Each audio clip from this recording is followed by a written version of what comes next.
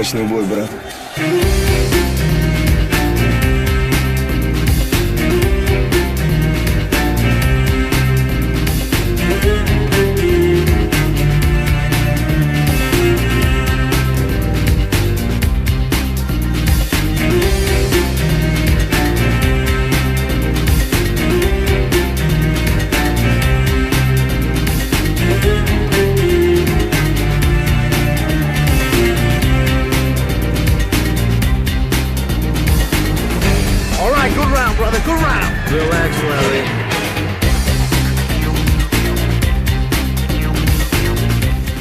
Кыргыз эли эзелтеден жүрөк баатыр жоон билек балбандарга бай келген. Алардын көрсөткөн эрдиктери кылымдары бою бүтүндөй журтчулуктун кадырын бийиктиктетип, намыской Кыргыз элинин деминеден күчүнө күч кошуп турган. Ата-бабалардын баатырлык мүнөзү улутубуздун уңгусуна айланып, алакандай Кыргыз элинин биримдигин, бүтүндүгүн сактап калууга зор салмын кошту десек ашыкча болбос. Мына ошондой өрнөктүү тарыхы бар каарман Кыргыз калкынын азырдагы баатырларга уучу кур эмес. Анткени бүгүнкү күндүн баатырларына айланып бара жатышкан кыргыз спортчулары дүйнөлүк жана эл аралык мелдештер улут намысына бекем турушуп, бүткүл элдин беделин өргө сүрөп жатышкандыктары буга далил. Бул багытта журт керегине жараган таланттуу эр-азаматтар Ысык-Көл облусунан да сурулуп чыгышып, бүтүндөй Кыргыз калкынын Сыймыгына айланышууда. Мына ошондой алдыңкы спортчулардын бири бул Ак-Суу районуна караштуу Чолпон айылынын тургуну Азамат Каныбек Уулу. Ал бокс боюнча бүтүндөй Кыргыз элинин намысын татыктуу түрдө коргоп жатат. 14 жылдан ашуун бул спорттун түрү менен машыгып келе жаткан каарманыбыз аталган убакыт аралыгында бир катар эл аралык мелдештердин жеңүүчүсү болуу менен эле бирге азиялык жана дүйнөлүк биринчиликтерди багындырууга далалат кылууда.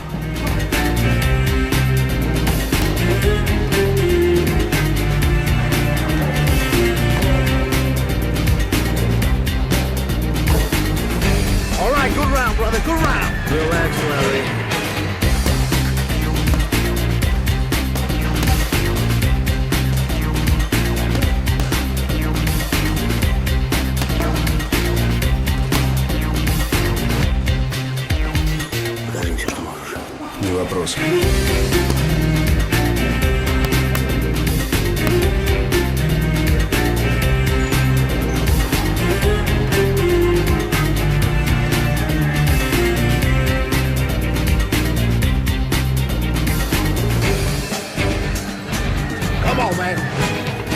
Азамат Каныбек Уулу 1989 жылы Ак-Суу районуна караштуу Чолпон айылында туулган. Бокс боюнча Кыргыз Республикасынын спорт чебери, улуттук курама команданын мүчөсү. Жогорку билимдүү Касым Тыныстанов атындагы Ысык-Көл мамлекеттик университетин экономист кесиби боюнча аяктаган. Үй бүлөлүү учурда бир уулду тарбиялап жаткан чагы. Спорт жаатында жетишкен ийгиликтери. Бокс боюнча Кыргыз Республикасынын 4 жолку чемпиону жана бир катар А тобунда турган. Эл аралык деңгээлдеги мелдештердин жеңүүчүсү. 2013 жылы Казакстандын Алматы шаарында өткөн бокс боюнча дүйнө биринчилигинин катышуучусу. 2014 жылы Түштүк Кореянын Инчхон шаарында өткөн 17 Азия оюндарына катышкан.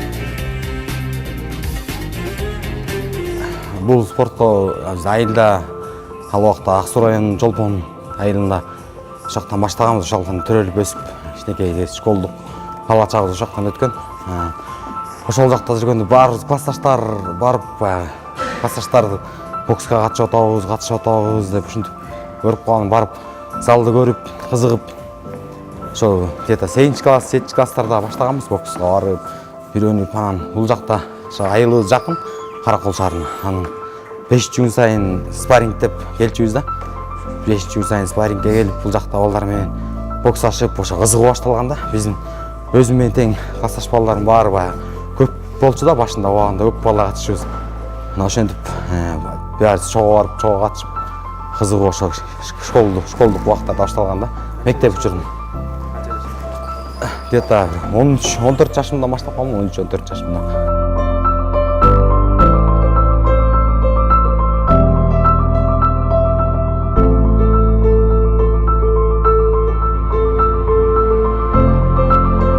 Башында келгенде ошо бул айылдан баштап боксашып, баягы стойкага коюп, жана үйрөтүп, айылдагы агайыбыз бар, Марат Термечиков деген агайыбыз. Ошол агайыбыз бияктан Караколдон үйрөнүп ашыгып келип, бизге үйрөтүп, стойканы коюп, үйрөнүп баштаганбыз да.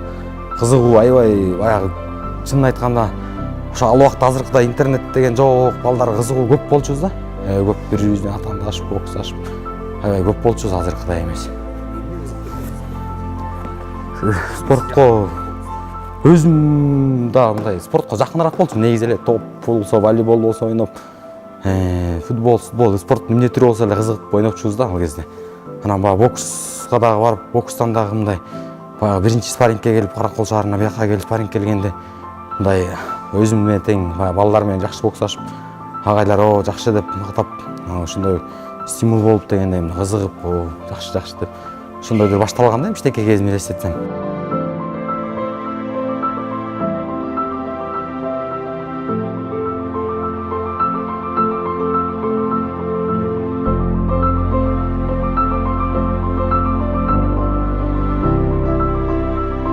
Кичинекей кезибизде биякта областтык немелери болчу, шаардык Каракол шаарынын биринчилиги, областтык биринчилик. Ошолор жетишкендиктерге жетип, 3-чү орунду алып баштап, 1-чи орунду алып, анан спартакиада школьников Бишкек шаарына барып, аякта 2007-жылы Токмок шаарына 1-чи Кыргызстанды уткам жаштар арасында. 2007-жылы ошентип Кыргызстанды утуп жаштар арасында. Андан кийин 2006-жылдары, негизи 2006-жылы бияка окууга тапшырдым. Кыргызстанов университетине тапшырып, декан факта окуп баштап, анан Аразак Миша агайыбыз, Мухидин агайыбызга келип, бул залга келип, 2006-жылдары баштагам, 1-чи курсумда биякта боксташып. Агайым акырын экөөбүз жакшы боксташып баштаганда көңүл буруп, тренировка алдырып, анан 2-3 курс болгондо Бишкекте өткөрүлөт, жакшы турнирлер, Скиф деген бар, чемпионат Кыргызстан, Шопоковдордун турнирлерине барып, коло медаль алып, азыркы ошол кезде 64 килограммга боксташтым. 64 килограммда баштап Кыргызстандан 3-чү орунду алып, Шопоковдон 3 болуп, Скиф деген турнир бар, ошолорду утуп баштадым да. 2006-2007. Анан ошентип жүрүп 2011-жылы Кыргызстандын биринчилигинде сопернигим бар болчу. Асадулла Баймурадов деген дүйнөлүк биринчиликте 5-чи орунду алып, эл аралык класстагы спортчу, мастер спорт международный болчу. Ошону финалда утуп, анан ошондо мени сборный алганда, сборный Кыргызстанга. Сборный Кыргызстанда ошо Адылхан деген агай болчу ошол убакта. Кыргызстанга сборныйын алып, ошондон бери 2011-жылдан бери сборный командада машыгып келем. Бишкек шаарында бияка келип турам агайыма. Агайлар аз калганда барып даярдап Кыргызстанга катышабыз. Кыргызстанды 4 жолу уттум, чемпионат Кыргызстанды чоңдор арасында.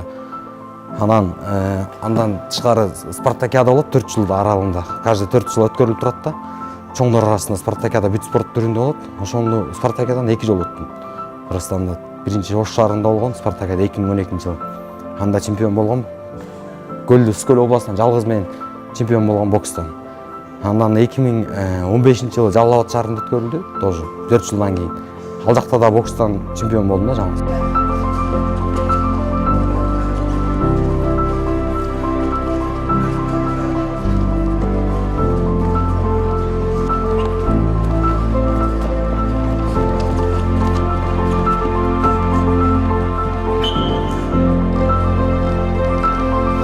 Чоң мелдештерден 2013-жылы Алматы шаарында өткөрүлгөн дүйнөнүн биринчилигине катыштым да.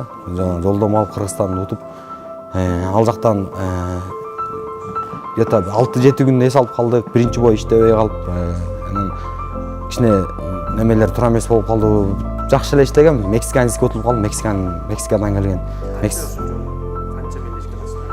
Дүйнө жүзүнүн биринчилигине 2013-жылы катыштым. 2014-жылы Азия оюндарына катыштым. Инчхон шаарында, Южный Кореяда өткөрүлгөн, Инчхондо. Анда да айта кетсем, биздин Караколдон Ысык-Көл областынан экел аба катышканбыз. Азия оюндарына да жолдомо утуш керек да, биринчи Кыргызстандан утуш үчүн жөн эле жибере бербейт, ал жактан утуш керек. Ошондо биз Ысык-Көл областынан Дарья Маслова деген легкий атлетица кыз барган. Бокстан мен баргам, Ысык-Көл областынан 2 адам барганбыз да. Анан 2014 ошол Индуска утулуп калдым, индиялык мушкерге утулуп калдым. Очко эсеп саны менен. Анан 2015-жылы Таиландда өткөрүлгөн, Бангкок шаарында өткөрүлгөн чемпионат Азияга бардык да. Биринчи боюмда катарлык боксерду уткам. Отказдан уттум, отказ секундан 2-чи раундда нокдаун менен уткам да. Жакшы даярданып барганбыз. Анан экинчи боюмда таиланддык өзүнүн местный баягы өзүнүн рингинен чыккан тайланддык боксерге чыгып очко саны менен упай саны менен уткан, бирок судьялар үчүн тартуу болот, бизде адилетсиздиктер болот. 3-2 деп 3 судья тияка берип, 2 судья мага берип 3-2 менен утулуп калгам да экинчи бой.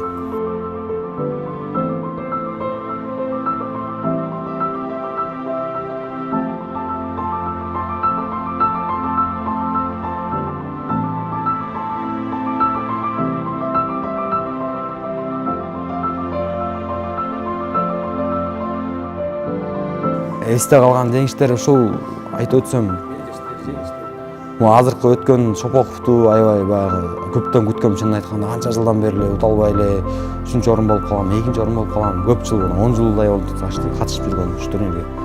Ута албай жүргөм да. Быйыл ошо Кудай буйруп, жакшы даярдык көргөзүп, жакшы жеңиш, ага экөөбүз жакшы даярданып жеңишке жеттик деп ойлойм. Ошо көптөн бери күткөн жеңиштечи. Биринчи боюмда Оштук балага чыктым, Оштон келген, Ошто областынын биринчи немеси номери, анан ошол аны утуп, экинчи, үчүнчү раундда печенге соктум да, отказам утуп анан. Ошо жакшы даярдагам, экинчи бою аябай эң эсте калган ошол болду десем болот да. Эмнеге дегенде, бул Өзбекстандын действующий кыргызча, ошол азыркы действующий чемпион Өзбекстан экен да, действующий чемпион Өзбекстана. Анан ошол бой мага финальный бой болду да. Эмнеге ошону ойлодум, ошону утсам, аябай күчтүү болду экен. Биринчи бой иштегенин көрдүк биз баланы. Агайларды айтты, настрой истеп, настрой кылып ушул утсак буюрса жакшы депчи. Ошондо аябай болгон күчүмдү салып, ошо Өзбектин уттум да, Өзбекстандын биринчи номери. Өзбекстандын уткандан кийин анан ошондо өзүмө ишенүү аябай пайда болду да. Ошону уткандан кийин аябай күчтүү сопернигим ошол болчу. Аны уткандан кийин андан кийинки бойлор жеңилирээк болду десем болот да. Андан кийин Казакстандан, Алматы шаарынан келген Акимбай Экебулан деген жаш бала экен, жакшы бала экен. Ошону уттум. Анан финалда өзүнүн эле жердеш инибиз болот, Ыктыяр Шабданбаев, тоже сборныйда бизди менен чогуу кылат. Кичинекейинен бери билем аны. Ошол боксташып, аны дагы пай саны менен уттум да. Ошол аябай аларда эле балдар финалга чыккан бала жөн бала болбойт да, баягы күчтүү, ал дагы өзүбүз тарабынан көп балдарды утуп келди да, 4 бой утуп финалга чыктык. Мен дагы 4 бой утуп финалга чыктым. Көптөн күтүлгөн жеңиш. Ошо баардык күчүмдү салдым да, колдон келишинче. Анан ошо Ысык-Көл областы деп баягы мен деле сборныйда катышам, бирок эмнеге постоянно ошо Ысык-Көл областы деп чыгам да. Ысык-Көл областы деп өзүңөр да телевизордон көрсөңөр, Ысык-Көл областы деп ошо жеңишке жеттик да.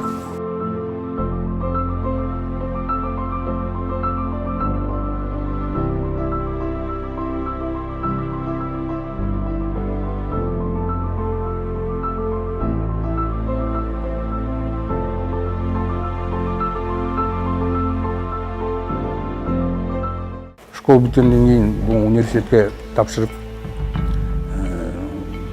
биринчи келгенде мен аны көрчүмүн негизи, эмеден келген Чолпондон келип спаррингде согушчу да. Аны караганда эле сразу билчүм да, характери бар да бала. Аны техника, технический аз эле болчу, жөн эле кара күч менен эле утчу да балдарды. Анан келгенде кичине иштеп, алар менен аны менен колду коюп, техниканы берип кичине ошо менен баштады, жакшы нормально эле баштадык.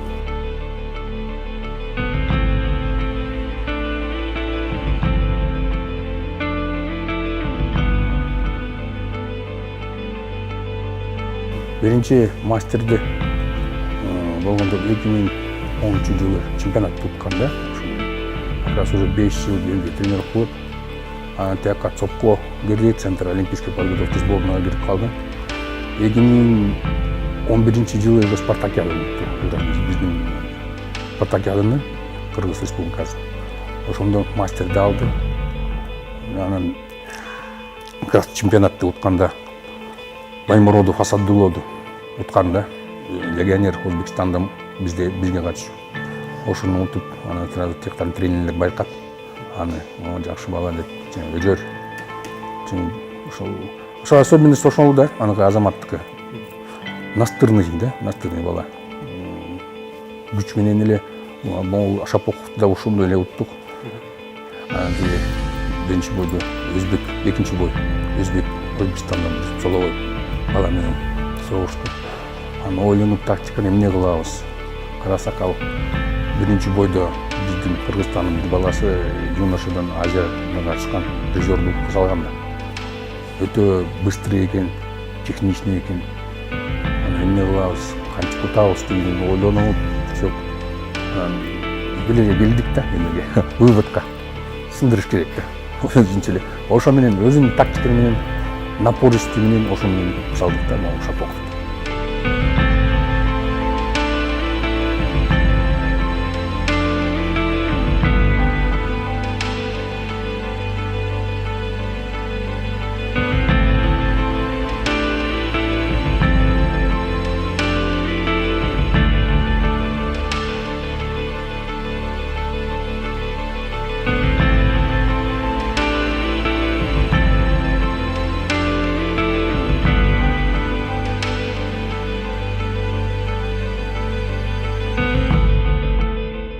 Просто отличаться этичным күч менен да, настырность менен да, биринчиден.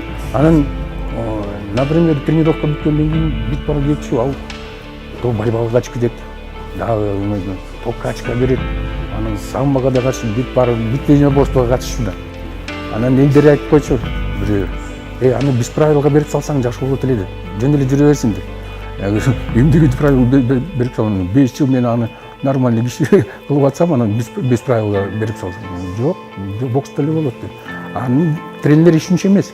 Ал якта нормальный результат көрсөтөт, без правила чыксам, ММАге чыкса деп. Анын берген жокмун да, мага. Ошо менен эле калды.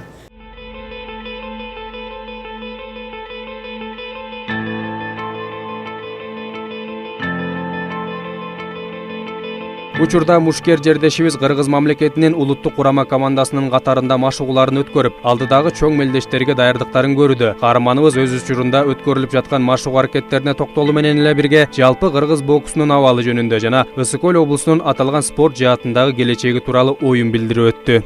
Буюрсам, Павлодар шаарында өткөрүлгөн, Атырау шаарында өткөрүлгөн турнирге катышам буюрса. Жакынкы арада ошого даярдык көрүп жүрүп жатам да азыр, даярдык кылып. Буюрса ошол шаарда класс А деп коет, класс А турнир. Класс А болгондо бул АИБАнын стандартына жооп бере турган 10дон ашык мамлекет катышкан. Бул биздин Шопов турнирде болгон күчтүү турнир болот да. Ал жакта ошол турнирге буюрса катышып, даярдыктар ушул август айында өткөрүлөт. Август айында азиатские игры, Азия оюндары болот. Индонезия шаарында, Индонезия мамлекетинде болот да. Индонезия Жакарта шаарында болот. Ошол жака аябай мындай айтсам, главный цель ошол жакта, Кудай буйрсачы, ошол жака эме кылып атабыз. Аракет кылып атабыз, тренировка кылып, буйрса ошол жактан медаль утуп келем деген ойдомун. Буйрса ар бир адам ошо өзүнө ишенич болот, ошон үчүн баягы спортто аябай кандай десем, спортко эң керектүү нерсе да ошо өзүнө ишенич керек. Биринчи очередте өзүңө ишенип, анан агайларың менен баягы кеңешип иш алып барсаң, сөзсүз ийгиликке жетесиң да, өзүңө ишенсеңчи.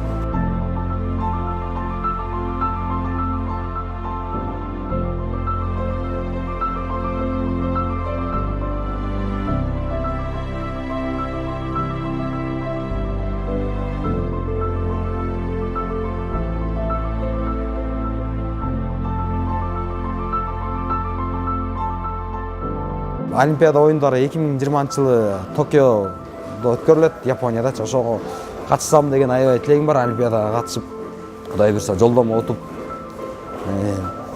даже медаль алып келсем деген ар бир спортсмендин өзүнүн айткандай кыялы бар болуш керек. Ошол мен өзүм Олимпиадага катышып, ушу Кыргыз элегин желбиретип дегендей көтөрүп,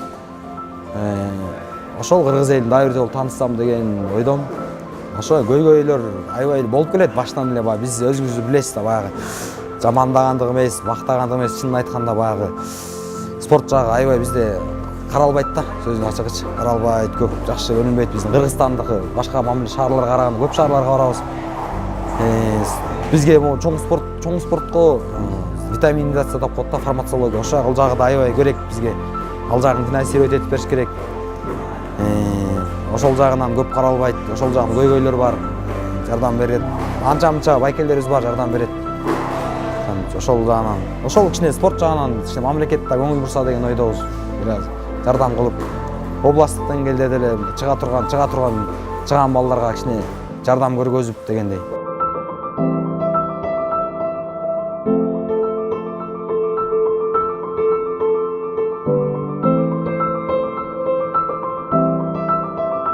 Ысык-Көл областында ошо бизде жакшы балдар бар. Кудайга шүгүр жакшы балдар келатыптыр. Биздин легендарлуу агайыбыз, Бешен агайыбыздын баласы жакшы балдар чыгып келатыптыр. Мына ор Димитрий күчүнө деген баласы бар экен, Димитрий. Жакшы Нур атын унутуп атам дагы. Нуржигит деген бала 49 кг жакшы бала, жакшы боксошуп келатат. Биздин залда мына 1-2 бала бар. Чолпондо да 1-2 бала бар. Биздин айылдан да чыгып келаткан балдар бар. Буюрса, только колдоо көрбөш керек деп ойлойм байке. Мына буюрса биздин орду досат. Анан айта кетсек, бул Ысык-Көл областында дагы бизде бир агабыз бар, чогуу машыккан. Сборный командада постоянно чогуу катышканбыз. Мени ошол көп үйрөтүп, мен барганда ошол сборный командада жүргөн Медер Мамакеев деген дагы агабыз бар. Ал Чопок турнирин беремес 5 жолу уткан күчтүү бала да. Ошо айтып кетсек болбойт. Тлекмат деген агайыбыз бар. Тлекмат Энкеев Тлекмат агайыбыз, Сабатаров Бешен, Көлдүн Сыймыктанчук, Купан деген агайыбыз бар Чолпон атадан.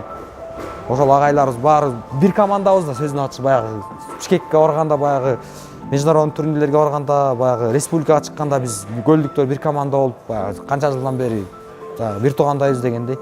Жакшы да, ынтымактуубуз. Келечеги бар бокс, анткени олимпиадалык спортто өзүңүз билесиз. Олимпиадалык спортто Кудай буйрса келечеги бар. Ийгиликтерди арт-артынан жаратып жаткан спорт чебери өз кезегинде бир катар жаш спортчуларга да өрнөк болуп, жетишкен жеңиштери менен аларды да шыктандырып келет. Өзү аябай жакшы киши.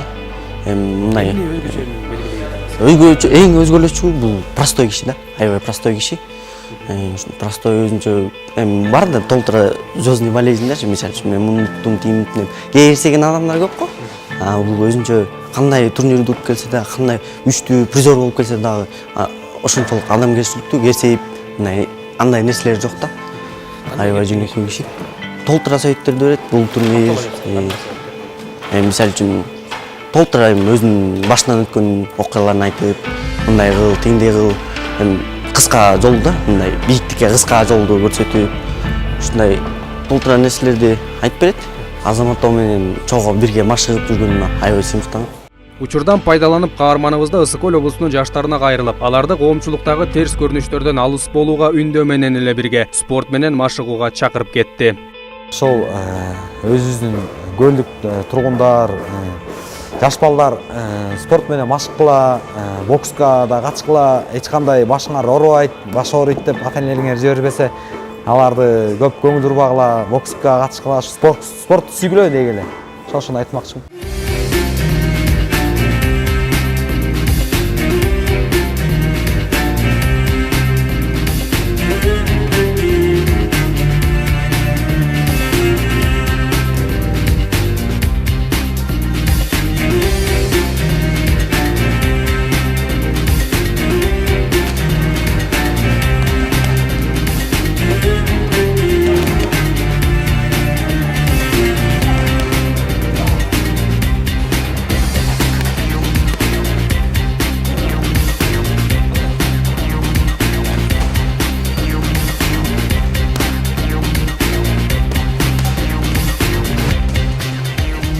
Белгилей кетсек, буга чейин Ысык-Көл облусунан бир катар мыкты мушкерлер чыкса, алардын бири Айбек Абдымомунов жаштар арасындагы бокс боюнча дүйнө биринчилигин багындырган. Өз кезегинде каарманыбыз Азамат Каныбек Уулу да мына ушундай олжолуу салттуулап, жакын арада өзүнүн жеңиштери менен бүтүндөй кыргыз журтчулугун сүйүнтөт деген ишеничтебиз. Учурдан пайдаланып, биз дагы келечекте көптү үмүттөндүрүп жаткан жердешибизге албан ийгиликтерди каалап кетмекчибиз.